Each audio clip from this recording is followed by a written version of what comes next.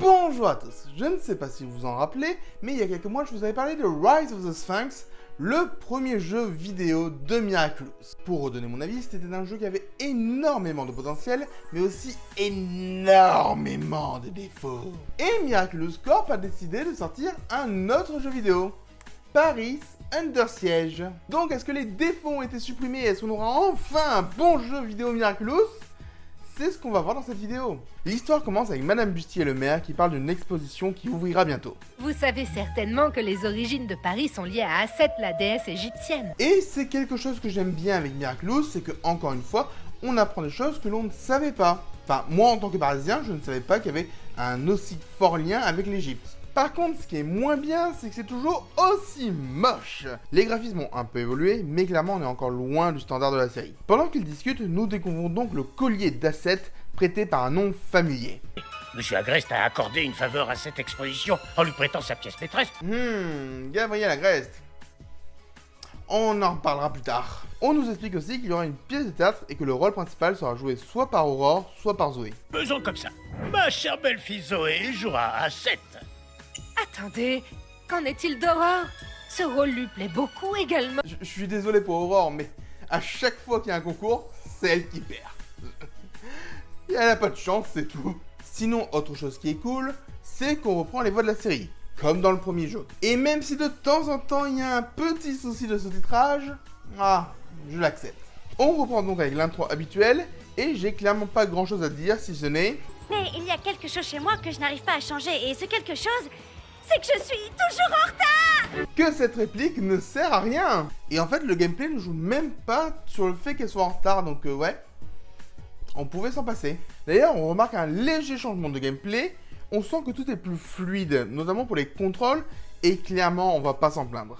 Rien que l'exploration de la maison de marionnette est sympa. C'est juste dommage que ça ne serve à rien à part changer de tenue. Et le pire, c'est que changer de tenue, lors de ma première partie, je m'en étais même pas aperçu qu'on pouvait le faire, tellement ça ne sert à rien. Et en plus, ce n'est pas en terminant le jeu que j'aurais pu m'en apercevoir. Mais bon, on en reparlera. On va donc voir Sabine qui nous demande d'aider un petit peu, et Marionnette va lui répondre ça. Oh, tu vas dans le quartier chinois? Tu pourras me rapporter un bubble tea, s'il te plaît? Alors là oui, peut-être que vous voyez pas le problème, mais relisez les sous-titres. Oh, tu vas dans le quartier chinois? Tu pourras me rapporter un bubble tea, s'il te plaît? Y a comme un petit souci, non? Et le pire, c'est que ça continue juste après. À ce soir, ma chérie. Et s'il te plaît, prends garde en chemin. Bon, par contre, je vous avoue que je suis pas allé voir dans les autres langues du jeu si ça faisait la même chose, mais je trouve ça dommage qu'on ait des choses comme ça en français. On sort enfin de la boulangerie et on suit les petites lumières bleues jusqu'à ce qu'on voit un monstre étrange.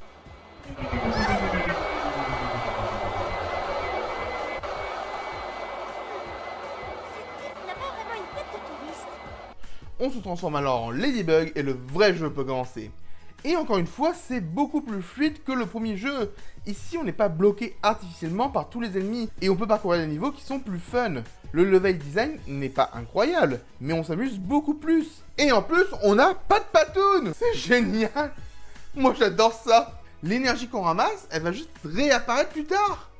C'est génial. En fait, on est plus proche d'un fonctionnement des pièces de Mario que des joyaux de Spyro. Et comme je suis un Mario addict, bah c'est parfait pour moi. On a donc un premier niveau sympathique qui va aussi mettre en scène les autres héros du jeu. Et c'est là que j'ai quand même quelques petits reproches à faire au niveau de tutoriel. Le premier, c'est cette phase-là que j'ai trouvé très pénible avec plein d'ennemis partout, un peu dur pour un début de jeu et surtout hyper longue. Le deuxième défaut, c'est ce passage en intérieur qui nécessite de tirer des trucs, mais au final ça ne sera jamais vraiment réutilisé dans le jeu. Et c'est dommage d'avoir mis cette action précise à ce moment-là, parce qu'on a une nouvelle mécanique de gameplay dans ce jeu, c'est le fait de sauter et de dasher en avant pour traverser le grand gouffre. La mécanique est super sympa, sauf que dans ce niveau, on est obligé de tirer pour pouvoir skater sur des barres de fer. Pourquoi à ce moment-là précis? On arrive à la fin de ce niveau et on découvre alors 4 akumatisés. Lady Wi-Fi. Vérité.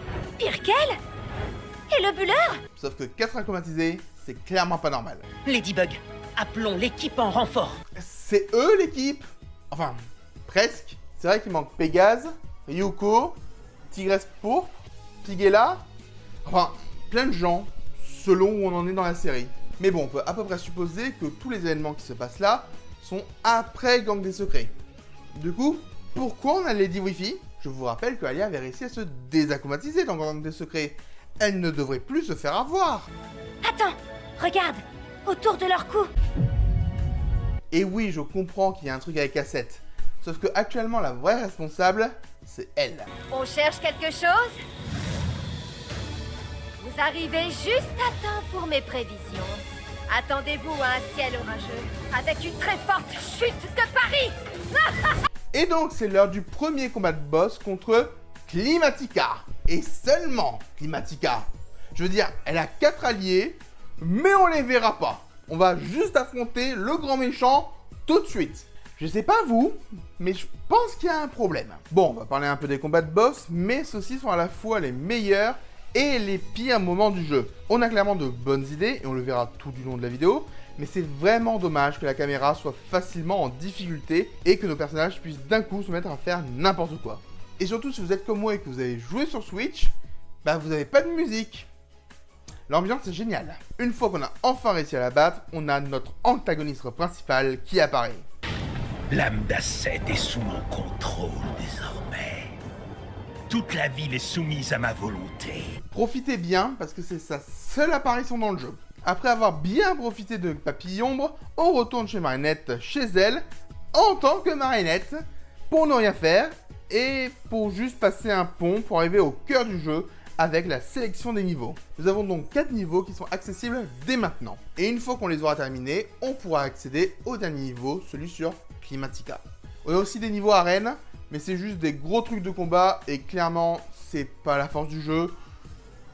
J'en parlerai pas plus que ça. Nous commençons donc avec la gare pour affronter Lady Wi-Fi. Le niveau commence sur les rails et notre opposante a envoyé des robots et des téléphones téléporteurs un peu partout sur le parcours et on va devoir les traverser pour parvenir au bout de ce premier niveau. Et franchement, même si la mécanique est sympathique, j'ai un peu l'impression de tourner en rond parce que je ne sais jamais où je vais aller ni d'où je viens. Du coup, si ça se trouve, j'aurais pu terminer le niveau en 5 secondes, il m'a mis 30 minutes. Mais bon, ça c'est que le premier niveau de Lady Wi-Fi. Parce que chaque ennemi qu'on a à battre, il y a 3 niveaux dedans. Et justement, le deuxième niveau est super cool. On est sur les toits des trains lancés à pleine vitesse et on doit passer d'un véhicule à l'autre dans une esthétique de niveau en 2D. On a même un court passage qui peut faire penser à Subway Surfer. Et quand j'ai vu ça, je me suis dit, wow, c'est super fun à jouer. On sent vraiment la différence avec le premier jeu et ça fait plaisir. Même si narrativement, c'est un peu débile.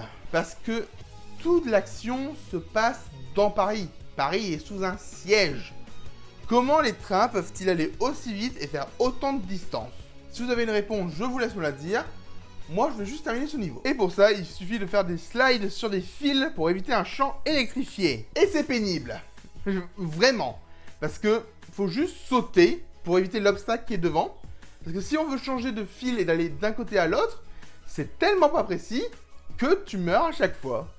Youhou! Mais une fois que vous avez passé cette épreuve, vous arrivez enfin au premier mini-boss. Et clairement, je vous aurais pas conseillé de commencer par lui, parce qu'il peut récupérer de la vie, et sa difficulté est assez corsée pour une première mission. Par contre, vous remarquerez qu'il a un design très original, et c'est cool. Pendant toute l'aventure, on devra battre des mini-boss qui sont inédits à la franchise. Certes, narrativement, ça pose problème, parce que c'est pas logique de mettre ça là, mais au niveau du gameplay, bah ça fait plaisir. On reprend le troisième niveau de la gare et on a des bugs. Ouais, c'est assez régulier dans le jeu, faudra vous y faire. Là par exemple sur la capture que j'ai prise, ça frise totalement, mais il faut savoir que moi j'ai eu des séquences de jeu sur ma Switch où c'était à 2 FPS. Genre littéralement 2 FPS. Et ça rendait le jeu légèrement injouable. On reprend donc le niveau, on sort de la gare et on court sur les toits pour arriver à une tour. Et la fin du niveau sera de faire son ascension, qui malheureusement est parfois un peu brouillonne, mais j'aime l'idée. Une fois qu'on arrive en haut, on affronte Lady Wi-Fi et on retrouve bien son caractère dans le combat. Et encore une fois, c'est compliqué de commencer par elle, mais comme elle arrête pas de dropper de la nourriture pour que nous on récupère de la vie, ça va, ça passe. Une fois que le combat est terminé, Chat Noir cataclysme l'amulette d'Alia et libère une forme de poussière magique. Suspense. Que va-t-il se passer? Eh ben rien, on revient à la maison de Marinette et on peut discuter avec Alia. Et profitez-en, ce sera la seule fois où ce sera possible. Si jamais vous lancez un autre niveau, Alia disparaîtra. Vous ne pourrez plus parler avec elle. Personnellement, je déteste quand je fais ça. Bon, après, c'est pas si utile que ça, surtout quand on a des problèmes de sous-titres. Je parie que le pouvoir de l'Akuma est amplifié par celui d'Asset. Ça expliquerait la migraine. Ça expliquerait aussi comment Lady Wifi a pu mettre la gare du Sud sans dessus-dessous. Oui, je vous l'ai dit, en VF, c'est très récurrent ce genre de problème. On reprend donc nos missions de sauvetage avec le niveau sur le bulleur. On va devoir utiliser les différentes bulles pour atteindre la fin des 3 niveaux. Les bleus nous font rebondir, les roses sont solides et les vertes sont toxiques. Et c'est super fun!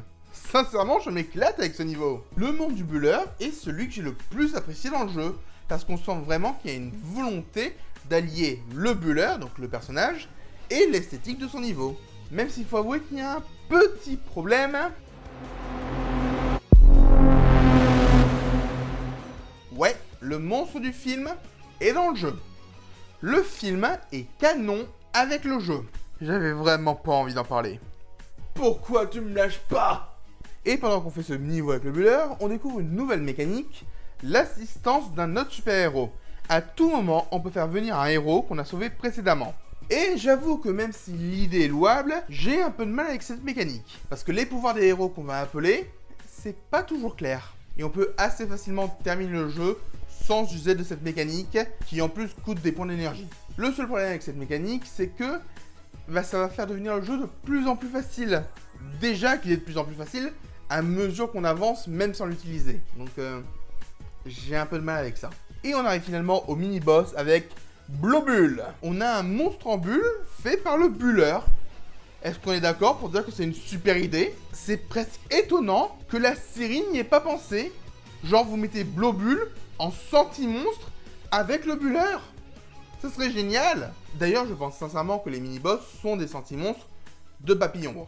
Mais rien ne l'indique. On arrive enfin vers le vrai boss. Il est sympa à affronter, même si avant ça, on doit se rendre au sommet de Notre-Dame de Paris. Et comment dire, c'est chiant, vraiment chiant.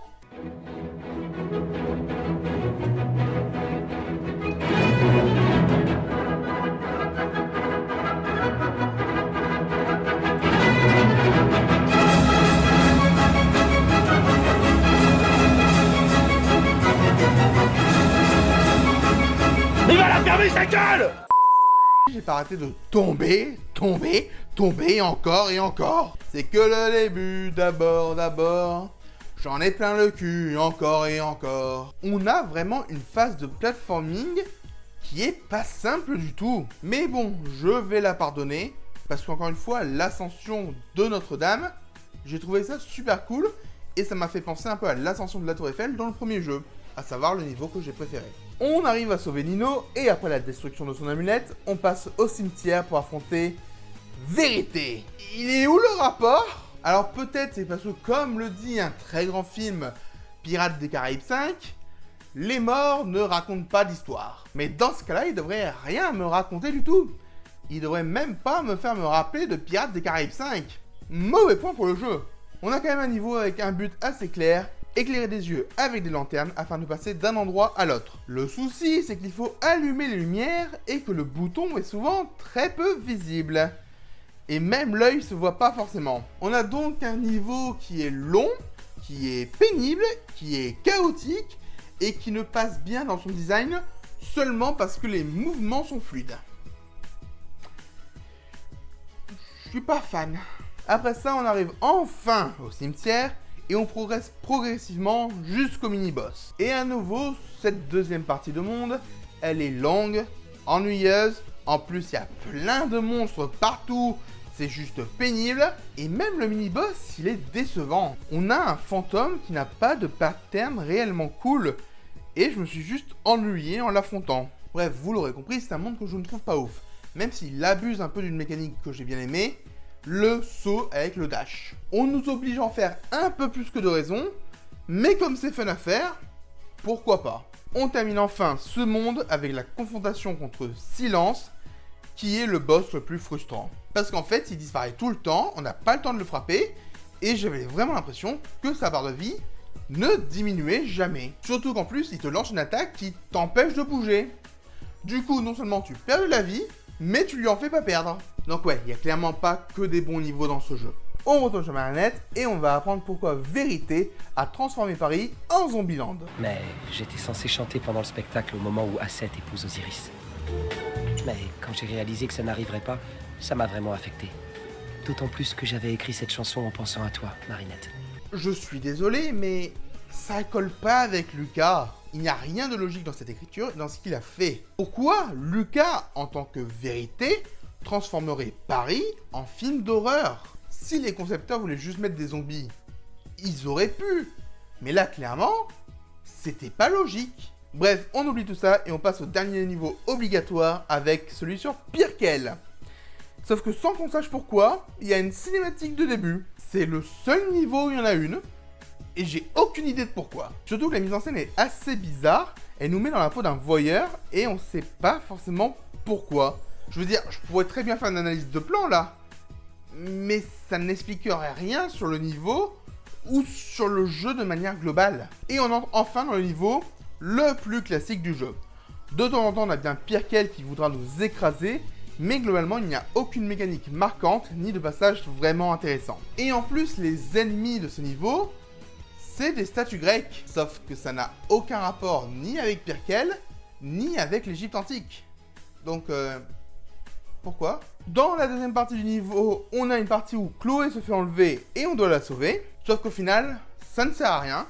Et qu'en plus, on a quelques petites erreurs qui se rajoutent à la VF. Parce que pendant l'ascension du bâtiment, on a Ladybug qui s'est mise à parler anglais pour aucune raison. Et Chat Noir qui parlait français. Pourquoi? On arrive enfin au mini-boss qui nous offre un combat sympa, mais qui encore une fois est complètement hors thématique. Mais bon, ça peut pas être pire que la toute dernière partie du niveau, qui n'a plus rien à voir avec rien du tout. On arrive dans un parc couvert de roches jaunes fondues. D'après moi, c'est du fromage, mais je vois pas le rapport. Alors peut-être que Pirkel est fan de Mickey Mouse, mais j'ai pas d'autre explication. Et après avoir affronté tout ça, on arrive au dernier boss, qui se veut impressionnant, mais au final se termine bien trop vite. Et je ne sais pas si vous aviez remarqué, mais à la fin de chaque stage, on a un tableau des scores. Et bien sachez que quand j'ai refait le jeu, c'est le seul niveau où j'ai eu directement les 5 étoiles sans chercher à les avoir. Et pour ceux qui se demandent comment avoir les 5 étoiles, il suffit de terminer le niveau en faisant un certain nombre de combos, en battant un certain nombre d'ennemis, en récupérant un certain nombre d'expériences, et le tout dans un temps imparti. Sauf que pour réellement avoir les 5 étoiles, il faut faire les 5 en même temps. Autrement dit, si vous faites votre niveau en 1 minute, et que vous le refaites avec tous les autres objectifs, mais que vous prenez votre temps, bah vous aurez que 4 étoiles. Et sincèrement, ce serait pas un énorme problème, si c'était pas le seul truc rejouable du jeu. Si on ne fait pas les 5 étoiles, on n'a pas le 100%. Et clairement, comme pour le premier jeu, c'est pas un 100% qui est fun à faire. Bref, on a enfin terminé les 4 niveaux de base du jeu, et maintenant on approche enfin du dénouement. Alia nous lance donc un flashback pour nous dire ce qui s'est passé. Et oh surprise, ils étaient tristes, ils se sont fait acclimatiser. Qui aurait pu y croire? Sincèrement, je pense que même sans parler à Alia, Lucas, Nino ou Zoé après les niveaux, tout le monde l'avait compris. Mais au moins, Ladybug, intelligente comme elle est, comprend enfin où est l'Akuma. Dans le collier d'Asset. Akuma doit se trouver dans la pièce centrale du collier de Climatica. Il y en a là-dedans, hein. Je me dis, heureusement qu'ils célébraient l'héritage de l'Égypte à Paris, et pas celui de Sherlock Holmes, hein. On profite pour parler rapidement à Zoé et à Chloé, et elle nous livre la seule référence au premier jeu. Je veux tout savoir. J'essaie de décider ce qui est pire entre une gigantesque chenille gluante ou l'insupportable Zoé. Et ouais, c'est sympa. Zoé va dire quoi? On dit que Mademoiselle Bustier avait d'abord pensé à Aurore pour le rôle d'Asset. Mais mon beau-père la semble-t-il convaincu de me choisir moi plutôt. Tu penses que c'est pour ça qu'Aurore est redevenue Climatica? Non, tu crois? Bah punaise, heureusement que tu me le dis. Et on part donc affronter Climatica, avec un petit discours de la part de Ladybug. Très bien les amis, Paris a besoin de nous. À partir de maintenant, on se rassemble et on reprend la ville. Qui ne sert à rien parce que nos alliés seront prisonniers dans quelques secondes. Autrement dit, tout ce que vous avez fait dans le jeu jusqu'à maintenant n'a servi à rien. Vous êtes content d'avoir joué? T'as l'air plus... C'est pas assez beau, Ladybug. Le mot que tu cherches est puissante, entière, magnifique peut-être. Non, juste plus inutile. Et dire que tout ça c'est grâce à toi, Chat Noir. Seul ton pouvoir de destruction pouvait ouvrir les 4 compartiments contenant les reliques d'Asset. Et toi, Ladybug, trop occupé à agiter le poing en l'air en criant « Bien joué, bien joué !» Tu n'as même pas remarqué les reliques tombant de chaque compartiment. On a remarqué. Sauf qu'on s'en foutait. Notamment, on devait un peu réfléchir à la raison pour laquelle plein de personnes avaient été acclimatisées d'un coup. Sans que ce ne soit logique. Tu t'es joué de moi. Tout le mérite revient à Papillon, en vérité. Et sincèrement, c'est vraiment nul. Parce que j'ai juste l'impression d'avoir un immense « ta gueule, c'est magique ». Et toute l'histoire que porte le jeu, elle est juste débile au final. On arrive donc au dernier niveau, et s'il avait été joli, ça aurait été super plaisant. On est dans un univers apocalyptique, et tout est censé être super impressionnant. Le seul souci, c'est que c'est à ce moment-là que sur Switch, je suis passé à 2 FPS. C'était réellement injouable. Et il y a un moment, le jeu a carrément crash. C'est la première fois qu'un jeu crashait sur ma Nintendo Switch. Et le pire, c'est que comme j'étais à 2 FPS, j'arrêtais pas de perdre. C'est normal. Mais je ne savais plus où il fallait aller après. Si ça se trouve, je reculais dans le niveau, j'avançais, j'allais autre part, je n'en savais rien. Donc bref, je pense pouvoir le dire, mais ce jeu est très mal optimisé. Sur Switch, mais je pense que c'est pareil sur les autres consoles. On arrive à une micro-cinématique où on nous enlève Ladybug et nous oblige juste à jouer avec Chat Noir. Et franchement, ça serait cool parce que le jeu nous incite un peu à jouer avec Ladybug, mais on peut quand même améliorer Ladybug et Chat Noir à la fin de tous les niveaux. Sauf que clairement, un enfant va peut-être pas penser à aller améliorer Chat Noir. Parce que la manière de le jouer, c'est pas facile à trouver. Et donc là, on aurait un vrai challenge. Sauf que ça ne dure que 2 minutes. Et il n'y a aucun combat. C'est juste, on saute. Et on appuie sur des boutons que l'écran nous indique. Donc je pense que vous comprendrez aisément que j'ai été un peu déçu. On arrive au repère de Climatica et Ladybug commence à se la jouer Jasmine pendant que la méchante essaye d'être effrayante. Le pouvoir d'Asset est à moi. Papillon me soutient et les Parisiens sont à ma merci. Quant à toi, eh bien, tu es seul. Oh, vous le sentez le danger? Parce que moi non. Et on nous montre bien que l'enlèvement de Ladybug n'a servi à rien. C'est même pas particulièrement prenant comme intrigue, c'est juste, on va vous l'enlever 2 minutes, mais on va même pas vous faire jouer pour la récupérer. À ce compte-là, le premier jeu était beaucoup plus réussi. Le combat final contre Climatica commence. Et c'est exactement le même combat de boss qu'au début. Alors peut-être qu'avec l'amélioration de Ladybug et Chat Noir, ça passe mieux. Mais c'est pas ouf. Sauf que plot twist, je vous ai menti, on ne combat pas que Climatica, on va aussi combattre Méga Climatica. Et ça ne change rien, c'est juste un peu plus dur, mais comme tous les combats de boss classiques dans les jeux Mario par exemple, je n'ai pas senti de réelle différence en jeu. Donc encore une fois, c'est un peu décevant. Sauf que plot twist à nouveau. Ah, non. Qu'est-ce que tu lui as fait? Oh, j'ai simplement transformé ton petit copain en inoffensif bébé sphinx. Le parfait animal de compagnie. On se retrouve donc seul avec Ladybug. On va pouvoir jouer qu'avec elle, c'est cool. Non, parce qu'en fait on nous laisse pas jouer. On va juste nous montrer le seul Lucky Charm du jeu. Et ça va être une longue cinématique. Désolé Climatica, mais le chaton est à moi. Ah oui, j'y pense. La musique est en option. Climatica a donc transformé Chat Noir en Sphinx, mais il peut encore bouger, donc ça servait à rien. Et ça me fait juste me demander comment je peux prendre cette méchante au sérieux. Domino Express, prêt pour des cascades incroyables? Aligne les dominos et imagine tes circuits. Décollage immédiat! Je me sens légèrement insulté. Mais bon, comme d'habitude, on va quand même dire Bye bye petit papillon. Merci à toi, fille du boulanger et couturière d'atours précieux. oh non, qu'est-ce qu'ils nous font encore? Aurore?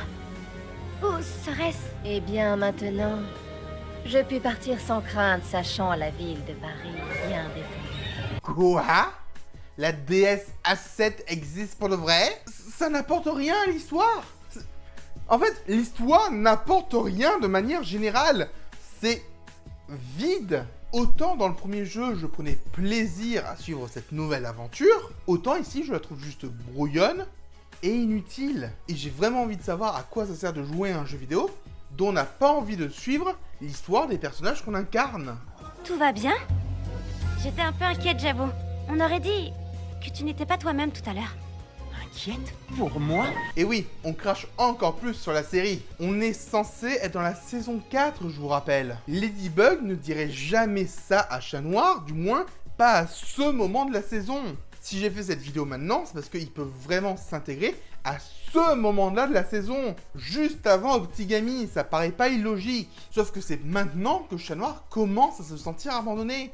On est en train de rater le développement de la saison 4 de Chat Noir juste avec un jeu vidéo. Qu'on ait une mauvaise histoire, pourquoi pas, ça arrive. Mais là, on crache sur la série de base et je peux pas le supporter. Et je pense qu'il est temps de faire un bilan. Le jeu Miraculous a d'énormes ambitions et ça se sent. On a plus d'idées de gameplay, on a pas mal de mouvements, on a des décors intéressants et des niveaux qui sont un peu réfléchis.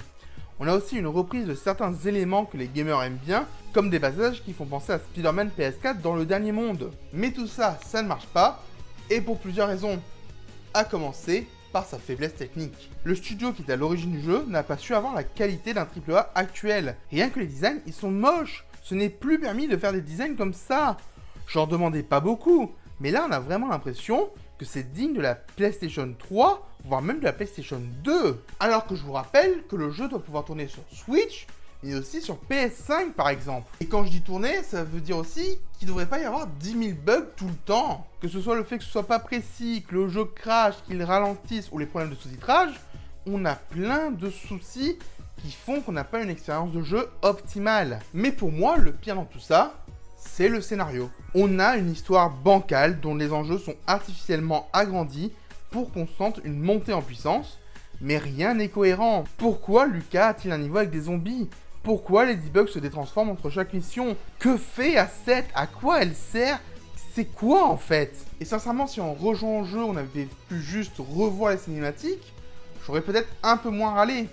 Mais on a aussi un énorme souci pour la rejouabilité. Une fois que vous avez fini le jeu, vous pouvez juste faire les arènes, mais c'est pas passionnant, et refaire les niveaux pour avoir les 5 étoiles. Sauf que ça donne pas envie de faire un 100%. En bref, si j'avais un seul mot à dire sur ça, ce serait frustrant. Et je ne sais pas encore s'ils vont proposer un troisième jeu. J'aimerais bien, mais j'aimerais surtout qu'ils s'améliorent. Parce que mine de rien, c'est un peu une honte de proposer ça à des enfants. Moi, ça a été parce que j'ai les codes des jeux vidéo, je sais comment ça marche, j'ai les réflexes. Mais pour un enfant, ça doit juste être frustrant et il aura peut-être pas envie de terminer le jeu. Et au final, je vois ça comme un manque de respect, aussi bien au niveau du scénario que de la technique. Surtout que vous le savez, je suis toujours en train de louer les qualités narratives de la série. J'aurais adoré faire pareil avec ce jeu. Mais non, il a fallu que je le descende. Comme j'ai dû descendre certains épisodes que je pouvais aimer avant. Et d'ailleurs, ça me fait penser qu'il est peut-être enfin temps de reprendre la saison 4 des Lady Vlog. Donc, soyez patients, ça arrive. À bientôt. Un immense merci à tous les soutiens de la chaîne. Vous pouvez continuer à m'aider en vous abonnant, en commentant et en partageant cette vidéo. Vous pouvez également faire des dons sur Tipeee ou bien devenir membre.